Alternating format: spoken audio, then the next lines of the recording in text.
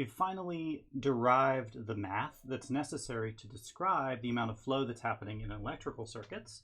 Now let's actually do some sample problems just to actually put it into practice, see what it looks like. I'm going to start with a restatement of the basic underlying thing, which is that flow equals pressure over resistance.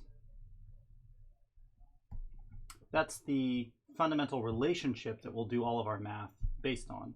We can restate this in the physics symbols terms by saying I equals V over R, or in our electrical engineering terms, we can say A for amps equals volts over ohms. All of these are the same thing. I'm going to give you a problem now.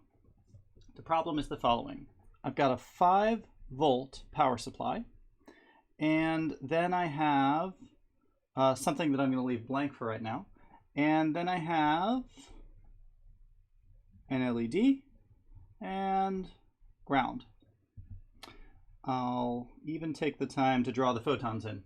I'm leaving this blank because there's a special property of LEDs, which we haven't mentioned until now, but which I'm going to tell you, and it's a true fact, about the typical type of LED that's you'll encounter most often, the sort of small LED that are in your kit and in many sorts of devices, that an LED can be harmed by overcurrent.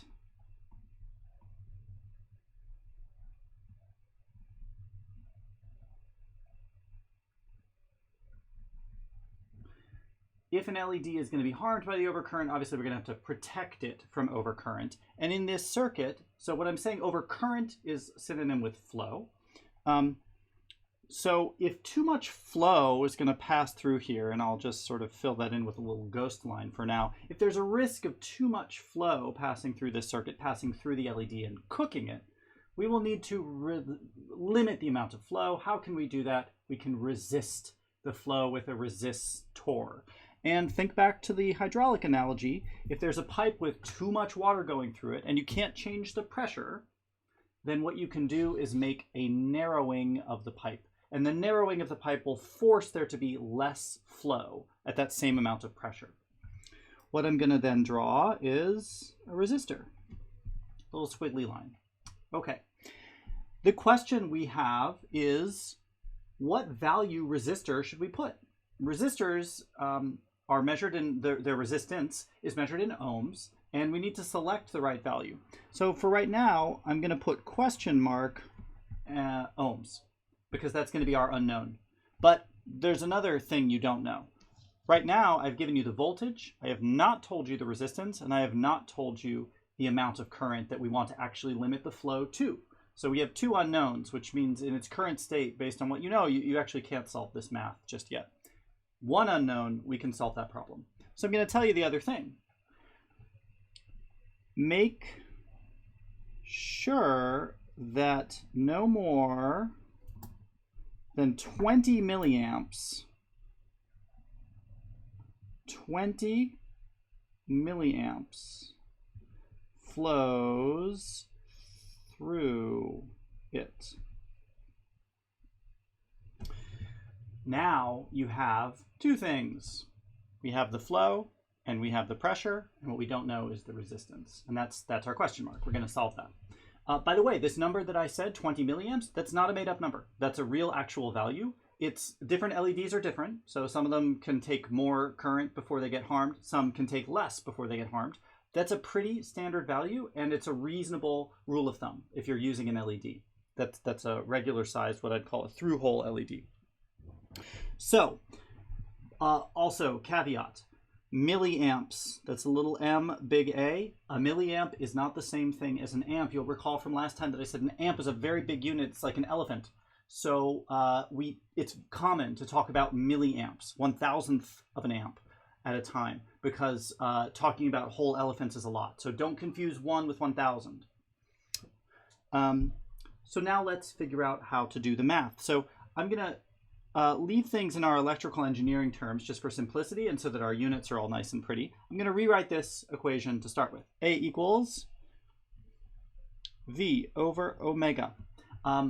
the omega, that's the unknown. So I'm going to solve this algebraically for the omega. You might have a tendency to plug in numbers and then do the division later or something. I'm just going to say solve it algebraically first for omega and then proceed from there numerically to cross the finish line. So I wanted to say omega equals something. Well, the math hopefully is not too challenging. It's algebra. We're going to multiply both sides by omega. So a times omega equals v, and then omega equals v over a. So ohms equals volts divided by amps, which is true. 1 ohm is 1 volt divided by 1 amp. Now we can just plug in the appropriate numbers of volts and amps based on what this actual circuit looks like. And this is a very simple circuit. This can become harder when there's more elements in the circuit and they are arranged in a complicated way. But for us, I'll just leave that blank on that side for now. This is 5 volts divided by how many amps? Please note, this is amps here. This is not milliamps. Again, don't confuse them. So how many amps? 0.02. We could insert that trailing 0 just to show you that this 20 there, that's 20 milliamps. 0.02 amps. Let's do the math. So you might be reaching for your calculator or your computer. I actually think it's kind of fun to do the fractions because that's just more, I don't know, feels kind of more interesting or old school or something. So what I want to do is 5 divided by 20 1,000ths.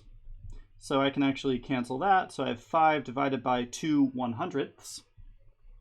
So that's 5 times 100 halves. And so that's 500 over 2. And that's 250. And in fact, that should agree with what your calculator or computer told you if you did it that way. The answer is 250 ohms. If you put a 250 ohm resistor right here, then that will limit the amount of flow through this circuit to 20 milliamps. That's the correct answer. But I don't want to just stop there. I want to take a little bit of a step farther than that, just to do a quick thought experiment. That's an important principle to have in the back of your mind. What if you go to find a 250 ohm resistor and you can't find one? There's some other resistors you're able to find, but not that value. What if you go to the electronic shelves and there's a drawer that says 500 ohm resistors and there's a drawer that says 125 ohm resistors? So you could either double this or have this value, but you can't find a 250, and you're only going to use one resistor to actually build this circuit. So what's the safer choice? Well, the LED is harmed by overcurrent. Is it going to be harmed by undercurrent? No. It is okay, for instance, to have 0 amps flowing through the LED. That won't hurt it. It's okay to have, instead of 20 milliamps, 1 milliamp, or 2, or 5, or 15 milliamps. All of those are perfectly fine. They're not going to hurt it. When you're going to start to hurt it is when you get more current, right? Above 20 milliamps. So, if you need to choose a bigger value resistor or a lesser value resistor, what is the safer choice? Well, more resistance will fight the flow. So a higher value resistor will mean less flow, and less flow is pretty much always okay. More flow is the possible danger. So if you're forced to choose between a 125 ohm resistor and a 500 ohm resistor, go for the 500 ohm resistor. Now, without having to redo the math, imagine that 250 ohms actually is the correct value for this. You don't have to imagine, it is. It's the correct value for this. Now, I want you to just think about, like, okay, how can we figure out how much current would flow if we used a 500 ohm resistor? If we double the resistance here, well, let's just go back up to the top. Flow is pressure over resistance. So the flow is going to be changing. The pressure is going to be same. If we double the resistance, what will happen to the flow? It will be cut in half.